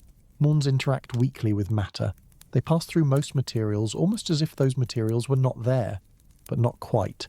Some muons are absorbed. The denser the material, the more muons get stopped. This simple fact is the basis of muon tomography. If you place a detector beneath a solid structure, you can count the muons arriving from different directions. Regions where more muons arrive are less dense. Regions where fewer muons arrive are more dense. By accumulating data over time, you can build an image of the density variations above. You can see through stone. The technique was pioneered in the 1950s and 60s. In 1955, Australian physicist Eric George used muon detection to measure the overburden of rock above an underground tunnel. In 1968, American physicist Luis Alvarez, a Nobel Prize winner, applied the technique to the Pyramid of Khafre at Giza. Alvarez placed a muon detector in the chamber beneath the pyramid and counted muons arriving through the monument above. He was looking for hidden chambers. If a secret room existed within the pyramid, fewer muons would be absorbed along the path through that room. The detector would register an excess of muons from that direction. Alvarez found nothing. The pyramid appeared solid where he looked. No hidden chambers, no secret vaults. The muon data matched the known structure. But Alvarez had only looked at part of the pyramid. His detector was positioned in one location, viewing one section of the monument. Other sections remained unexplored, and the technology was primitive by modern standards. Detection efficiency was low, data accumulation was slow, statistical significance was limited. Half a century later, everything changed. The Scan Pyramids project, launched in 2015, brought 21st century muon detection to the Pyramids of Giza. 3 independent teams used 3 different technologies. The first team, from Nagoya University in Japan, used nuclear emulsion films. These are sheets of photographic material sensitive to the passage of charged particles. When a muon passes through the film, it leaves a track that can be developed and analysed. The films are passive detectors. They require no power, no electronics. They simply accumulate tracks over time. After exposure, the films are removed and scanned under microscopes. The tracks are counted and their directions determined. The second team, also from Japan, from the Keck High Energy Accelerator Research Organization, use scintillator hodoscopes. These are active electronic detectors. When a muon passes through a scintillator, it produces a tiny flash of light. Photodetectors register the flash. Electronics record the timing and position. By stacking multiple layers of scintillators, the direction of each muon can be reconstructed. The third team, from the French Alternative Energies and Atomic Energy Commission, used gas detectors positioned outside the pyramid. These detectors contained chambers filled with gas. When a muon passes through, it ionizes the gas, creating a trail of charged particles that can be detected electronically. 3 teams, 3 technologies, 3 independent data sets. All 3 found the same thing. Above the Grand Gallery, in a region where no chamber was previously known to exist, there was an anomaly. Too many muons were getting through. Something was less dense than it should be. The big void. The statistical significance was overwhelming. The probability of a false positive was negligible. 3 independent methods, analysed by 3 independent teams, all pointed to the same conclusion. There is empty space inside the Great Pyramid where no empty space was known to exist. The discovery was announced in November 2017 in the journal Nature. It made headlines around the world. For the first time since the 19th century, a major new internal structure had been found within the most famous monument on Earth. But finding is not the same as understanding. Muon tomography tells you about density. It does not tell you about shape. It does not tell you about contents. It does not tell you about purpose. The big void appears to be at least 30 meters long. It may be longer. Its cross-section appears similar to the Grand Gallery below it. But is it horizontal or inclined? Is it a single continuous space or multiple separate voids? Is it a deliberately constructed chamber or a gap left during construction? The Muon data cannot answer these questions definitively. The resolution is limited. The viewing angles are constrained. More data from more positions would help refine the picture, but even then, Muon tomography cannot reveal what is inside the void. For that, you would need to enter it, and entering it would require breaching the pyramid. The Scan Pyramids team continued their work after the Big Void announcement. They repositioned detectors. They accumulated more data. They focused on the anomaly detected behind the chevrons on the north face above the original entrance. In March 2023, they published their findings on this smaller void. The Muon data showed a corridor approximately 9 meters long, 2 meters wide, 2 meters high. The shape was more clearly defined than the Big Void. The position was more precisely located. Using this information, the Egyptian authorities authorized a minimally invasive exploration. A small hole was drilled through the stonework. An endoscope was inserted. A camera captured images of the interior. For the first time since the pyramid was sealed 4,500 years ago, human eyes looked into this space. The images showed a corridor with a gabled ceiling, following the slope of the chevrons above. The walls were roughly finished limestone. The floor appeared clean, free of debris. No artifacts were visible. The passage appeared to continue beyond what the camera could see, ending at what might be a wall or might be a turn. The discovery raised more questions than it answered. Where does the corridor lead? What is its purpose? Does it connect to other passages? Does it lead to a chamber? The endoscope could only see so far. The drill hole was small. Full exploration would require enlarging the opening or drilling additional holes. The Egyptian authorities have been cautious about further invasive measures, and so the mystery remains. Muon tomography has proven its value. It found the Big Void. It characterized the north face corridor. It demonstrated that unknown spaces exist within monuments that have been studied for centuries. But the technique has limitations. Muons rain down from above. They provide good imaging of structures that lie between the detector and the sky, but they cannot easily image structures that lie beneath the detector. The subterranean chamber below the Great Pyramid, the Osiris Shaft, the proposed tunnels extending deep into the bedrock, these are difficult or impossible to study with downward-looking Muon detectors. Different geometries are possible. You can place detectors beside a structure rather than beneath it. You can look for muons that have passed horizontally through the material. The Scan Pyramids team positioned detectors outside the pyramid to obtain different viewing angles, but the technique becomes less effective as the path length through dense material increases. Imaging structures 2,000 feet below the surface, as the Italian team claim to have done, is beyond the capability of a Muon tomography as currently practiced. Muons lose energy as they pass through rock. At sufficient depths, too few muons survive the journey to provide useful data. Other imaging technologies complement muon detection. Ground-penetrating radar sends radio waves into the ground and analyzes the reflections. It works well for shallow structures but loses effectiveness with depth. Electrical resistivity tomography measures how easily electric current flows through the ground, revealing variations that may indicate buried structures. Infrared thermography detects temperature differences on surfaces, which can indicate voids or passages behind walls. Each technology has strengths and weaknesses. Each provides a partial picture. Combining multiple methods gives the best results. The Scan Pyramids project used Muon tomography, infrared thermography, and three-dimensional modelling. The Japanese-Egyptian team that found the L-shaped structure in the Western Cemetery used ground-penetrating radar and electrical resistivity tomography. Future projects will likely combine these and other techniques. The goal is to see without digging, to understand without destroying, to reveal secrets that have waited millennia without damaging the monuments that hold them. It is a delicate balance. The pyramids are irreplaceable. Every drill hole, every excavation, every intervention carries risk. The treasures they may contain must be weighed against the certain damage that exploration causes. Muon tomography offers a middle path. It is completely non-invasive. It damages nothing. It simply counts particles that were going to pass through the pyramid anyway. Cosmic rays created in stellar explosions billions of years ago. Muons born in the upper atmosphere 15 kilometers overhead.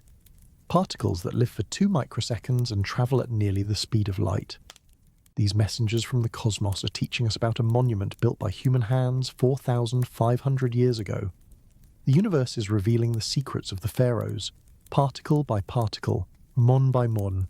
The picture emerges from the stone, and we watch in wonder as the ancient past becomes visible through the lens of modern physics. The pioneers who built the pyramids could not have imagined such technology. They worked with copper tools and human muscle and the unlimited labour of a god-king's subjects. Yet their creation endures, and our technology, born of sciences they never dreamed, now peers into the heart of their greatest achievement. What will we find? The moons keep falling. The detectors keep counting. The answers keep emerging. Slowly. Particle by particle. The truth comes to light. Chapter 8. The Hall of Records and the Mystics. In 1933, a man lay on a couch in Virginia Beach, Virginia. His eyes were closed. His breathing was slow and regular. He appeared to be asleep, but he was speaking. His name was Edgar Cayce. He called himself a psychic. His followers called him the sleeping prophet, and in that trance state, lying on that couch, he described things that no one else could see. He spoke of Atlantis, the legendary island civilization that supposedly sank beneath the waves 12,000 years ago. He said that refugees from Atlantis had fled to Egypt, bringing their advanced knowledge with them. They had built the Great Sphinx, they had constructed the pyramids, and they had hidden their wisdom in a secret repository beneath the Giza Plateau. He called it the Hall of Records. According to Cayce, the Hall of Records was a chamber located beneath the Sphinx, connected by a passage to the Great Pyramid. It contained records of Atlantean history, Atlantean science, Atlantean spirituality.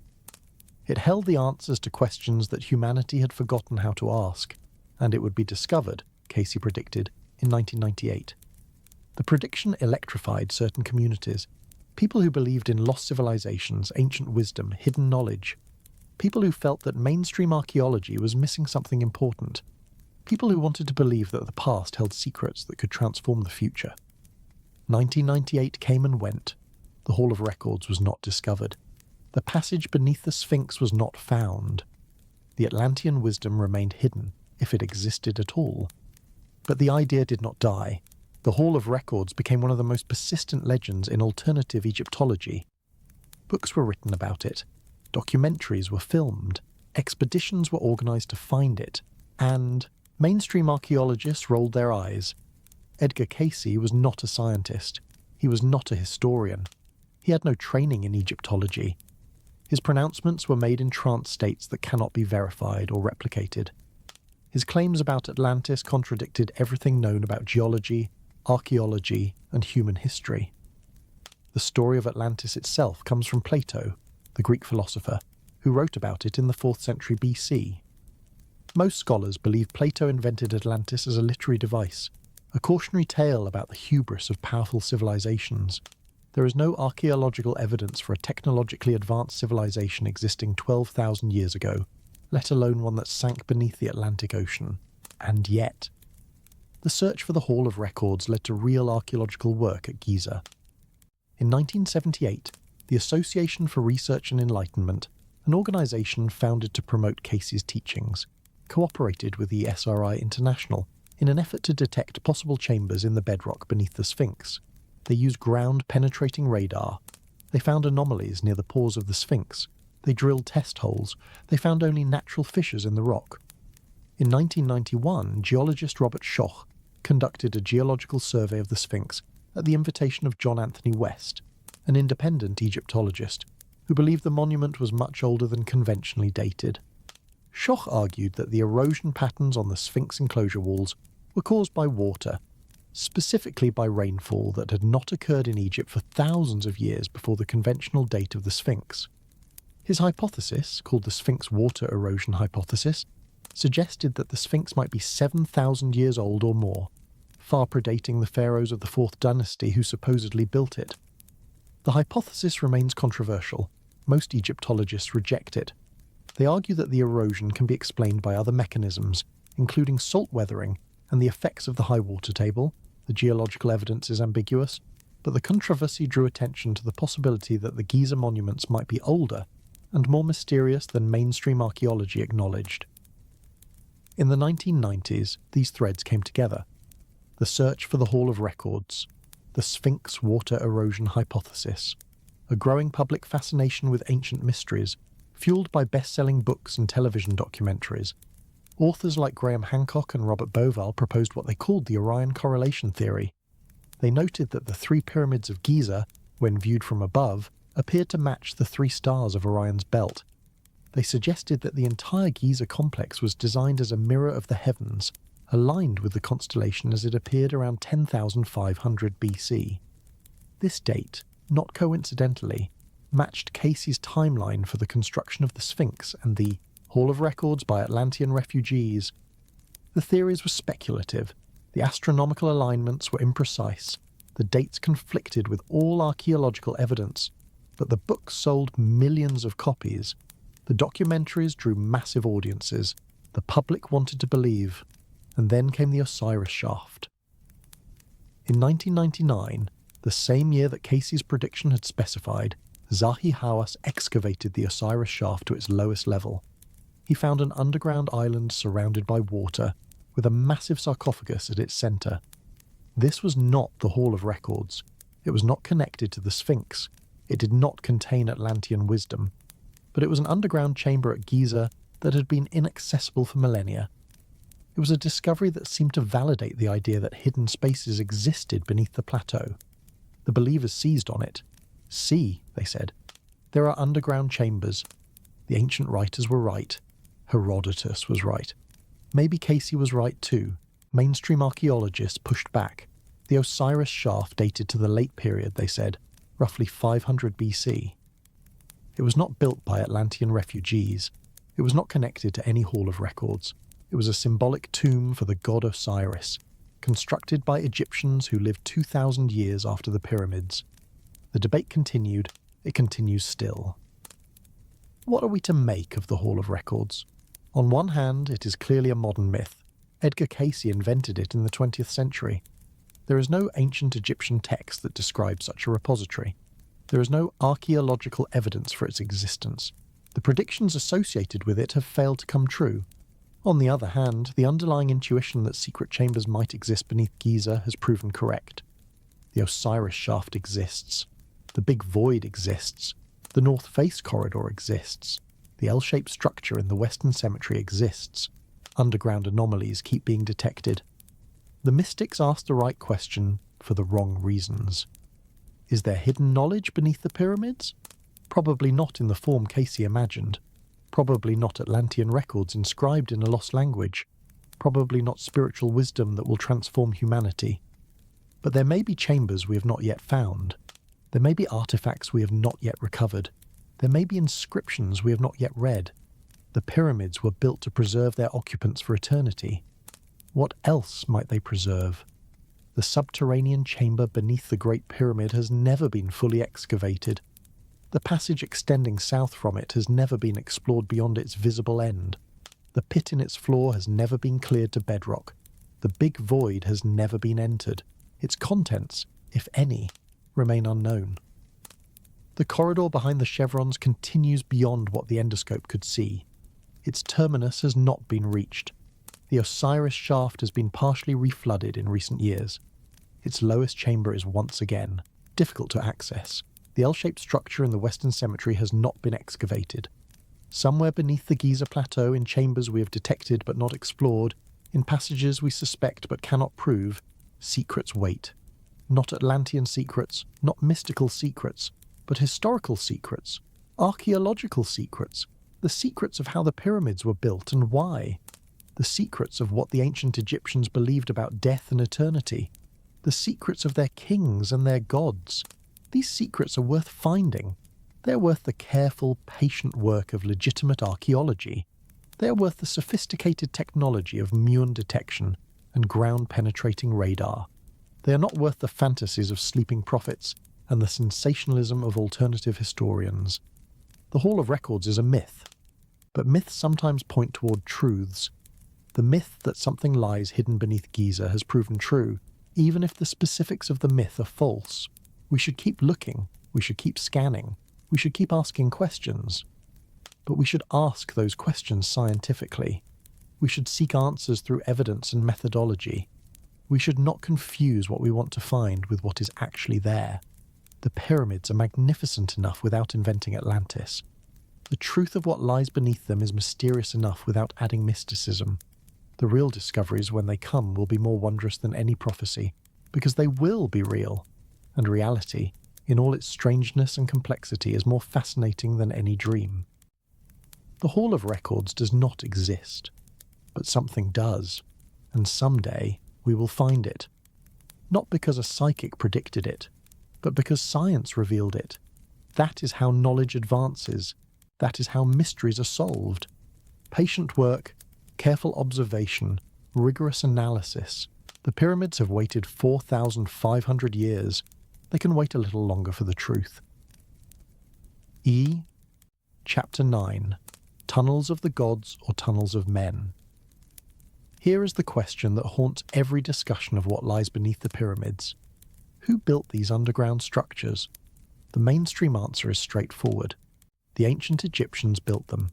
The same civilization that raised the pyramids, carved the Sphinx, and created one of the most remarkable cultures in human history. They had the knowledge, the organization, the labor force, and the motivation to construct elaborate underground chambers. The evidence supports this answer. The artifacts found in the Osiris Shaft date to known periods of Egyptian history. The pottery is Egyptian. The sarcophagi are Egyptian. The hieroglyphic inscriptions use Egyptian language and symbols. The construction techniques match known Egyptian methods. Case closed. But there are anomalies that do not fit neatly into this picture. Questions that mainstream Egyptology prefers not to address. Details that suggest the underground world of Giza may be more complex than the simple narrative allows. Consider the subterranean chamber beneath the Great Pyramid. According to the standard interpretation, this chamber was abandoned during construction when the pharaoh changed his burial plans. Work simply stopped. But the chamber shows no signs of hasty abandonment. The ceiling is finished, smooth and level. The walls are cut cleanly. Only the floor remains rough, and even that roughness appears deliberate rather than random. The two mounds, the trench between them, the pit, the dead-end passage, all of this looks more like intentional design than incomplete work. Consider the Osiris Shaft. The artifacts found there date to the late period, roughly 500 BC. But the construction of the shaft itself raises questions. The precision of the cuts, the depth of the excavation, the sheer ambition of carving such a structure through solid limestone. Hawass and other Egyptologists attribute the entire shaft to the late period. But some researchers note that the construction technique of the deepest level differs from typical late period work. The massive granite sarcophagus weighs between 10 and 15 tons. Moving such a weight down a narrow vertical shaft, through water that has historically flooded the lower levels, would have been extraordinarily difficult.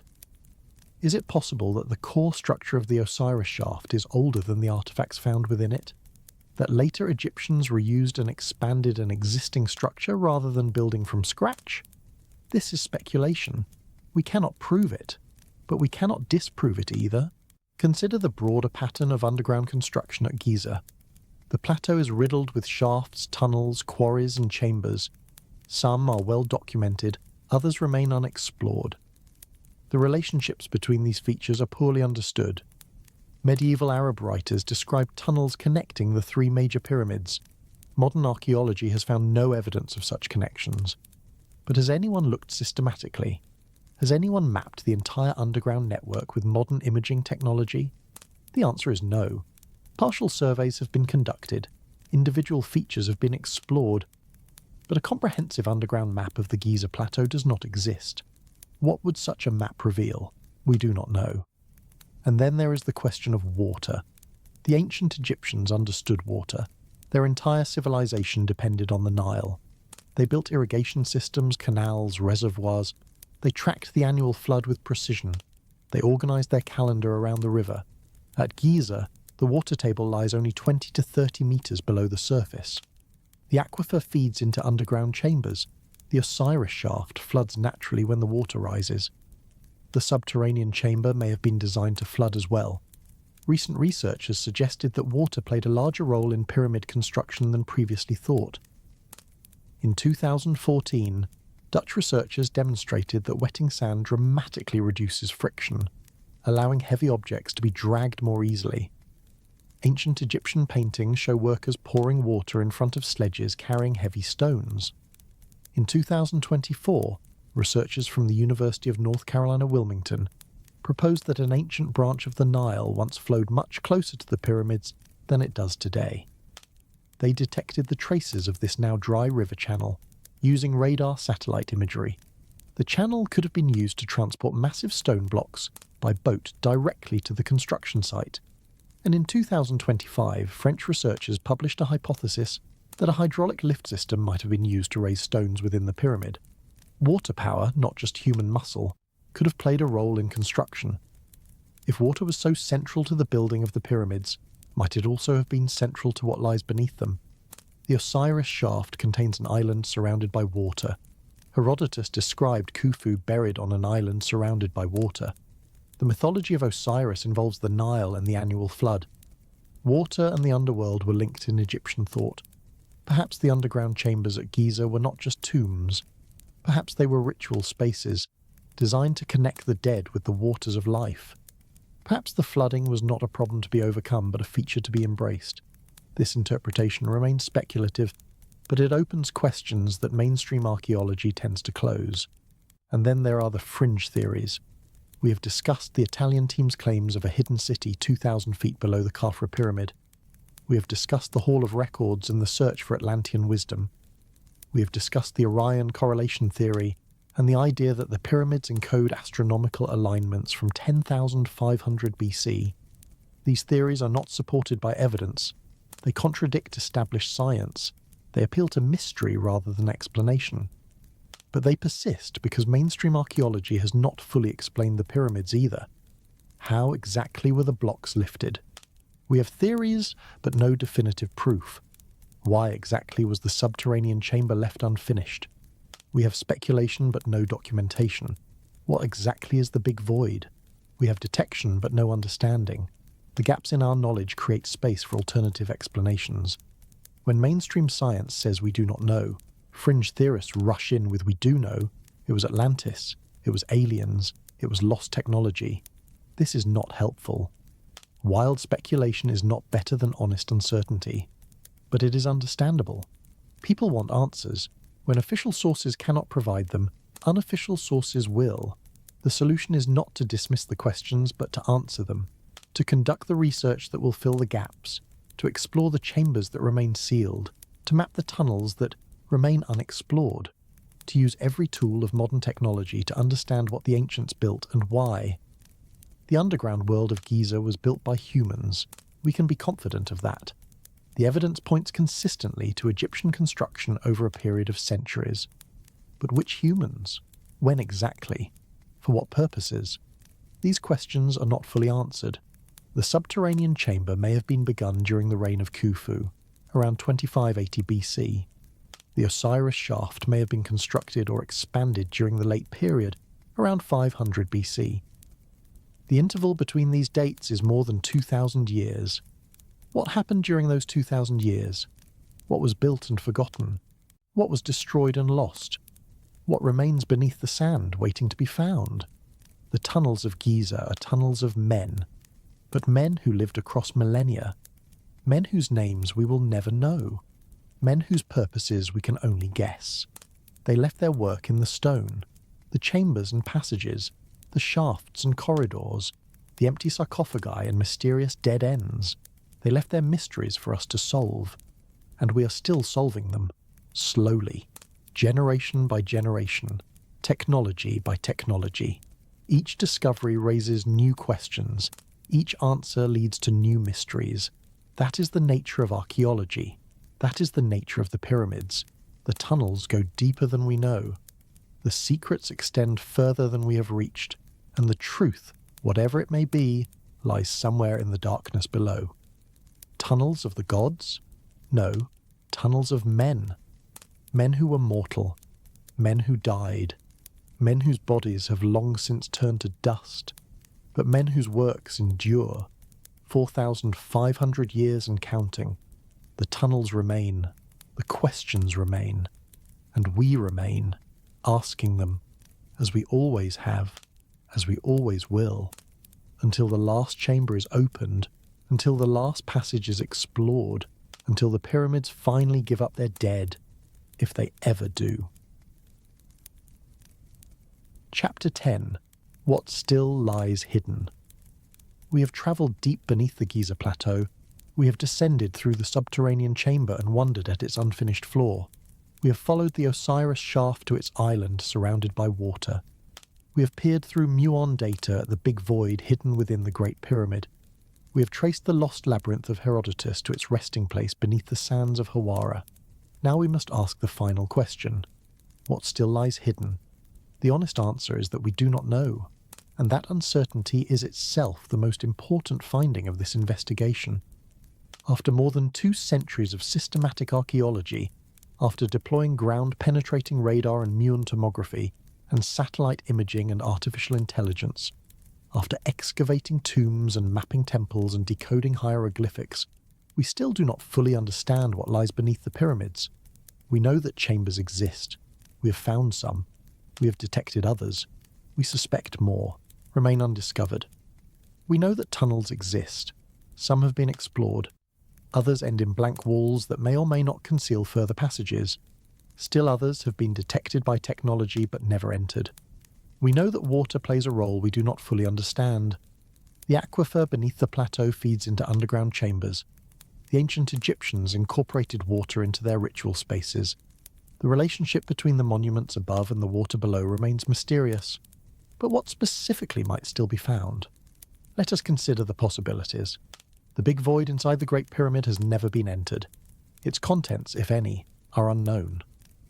The Scan Pyramids team detected it through Muon tomography, but could not determine its exact shape or purpose. Is it a deliberately constructed chamber, perhaps containing artifacts or remains?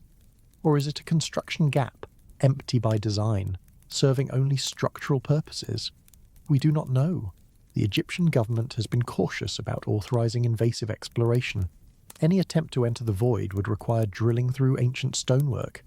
The risks of damage must be weighed against the potential for discovery. But someday, someone will look inside. The technology exists. The curiosity exists. The question is when, not if.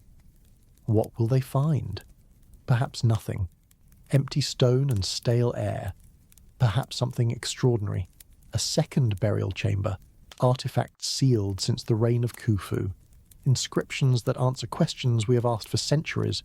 We will not know until we look. The corridor behind the chevrons on the north face has been imaged with an endoscope. We have seen its gabled ceiling and rough-hewn walls, but the camera could not see to the end of the passage. Something lies beyond. A wall, a turn, another chamber. What is it?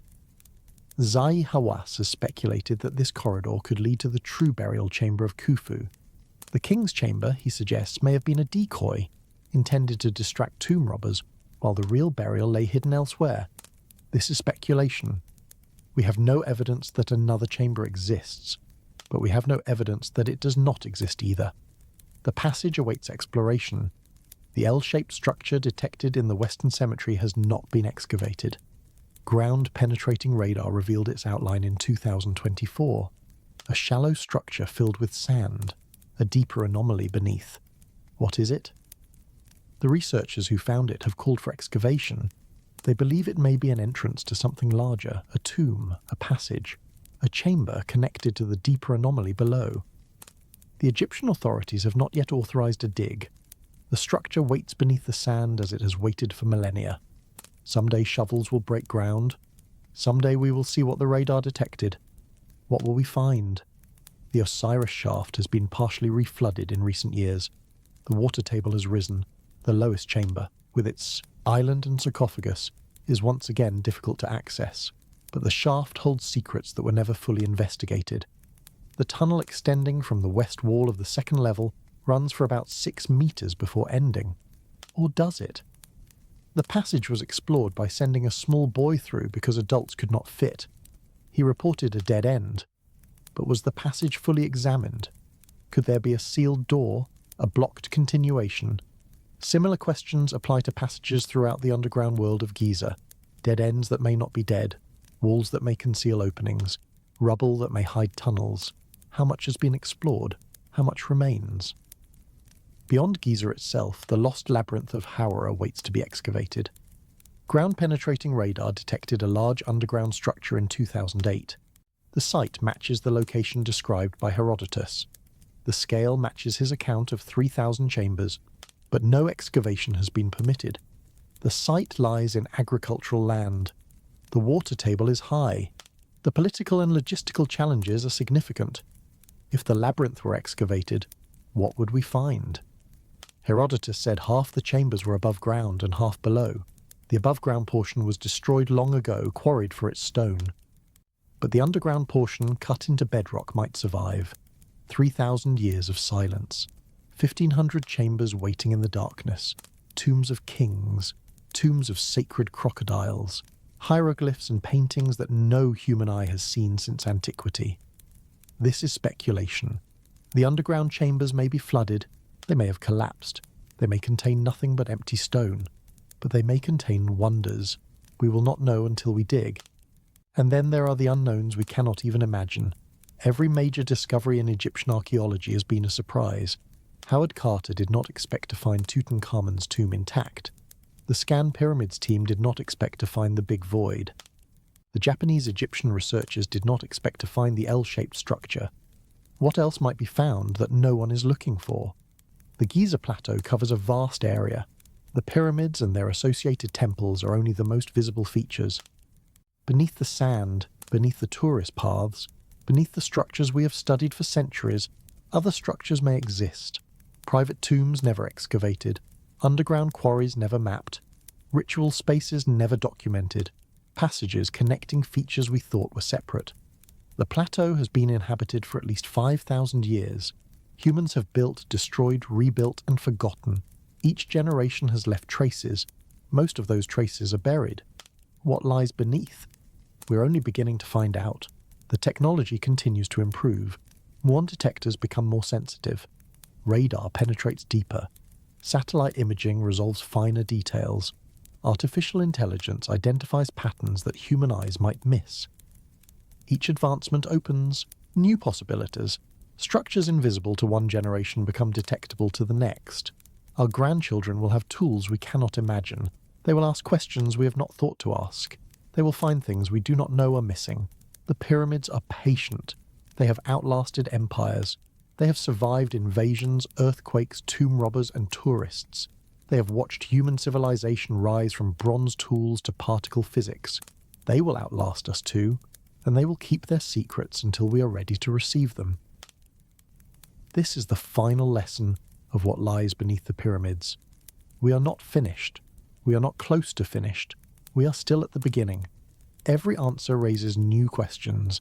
Every discovery reveals new mysteries. Every chamber opened shows us how many chambers remain closed.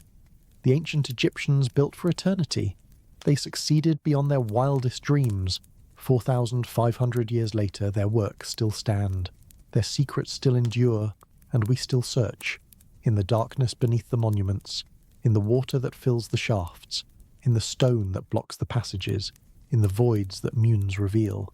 We search for understanding, we search for connection, we search for the truth of who we are and where we came from. The pyramids do not care about our search. They are stone. They are silent. They simply exist. But we care. We need to know. We cannot rest while mysteries remain. That is what makes us human, and that is why, generation after generation, we return to Giza. We bring our tools and our questions. We dig and we scan and we analyze. And slowly, incrementally, the secrets emerge. Not all of them, not even most of them, but some. Enough to keep us searching, enough to keep us wondering, enough to remind us that the past is not dead. It is not even past. It lives beneath our feet, waiting to be found. What lies beneath the pyramids? The dead, the divine, the dreams of a civilization that believed in eternity. And us. We are down there too, in a sense. Our curiosity, our science, our endless reaching toward understanding. The pyramids are mirrors. They reflect back what we bring to them. Bring ignorance, and you see only stone. Bring wonder, and you see infinity. The choice is ours. The search continues. If you have enjoyed this deep investigation into the mysteries beneath the pyramids, please like this video and subscribe to the channel. Your support makes these detailed explorations possible. Tell me in the comments, what do you think lies hidden beneath Giza? The true burial chamber of Khufu? A network of tunnels connecting the monuments? Something we have not yet imagined? And which ancient site should we investigate next? The underground chambers of the Valley of the Kings, the flooded tunnels beneath the temples of Karnak, the mysterious shafts of Saqqara. These places are not just tourist attractions. They are time capsules, messages from the ancient world to the future. We are the future they were speaking to. Let us listen. Thank you for watching. The pyramids wait, the secrets wait, and we will keep searching until we find them.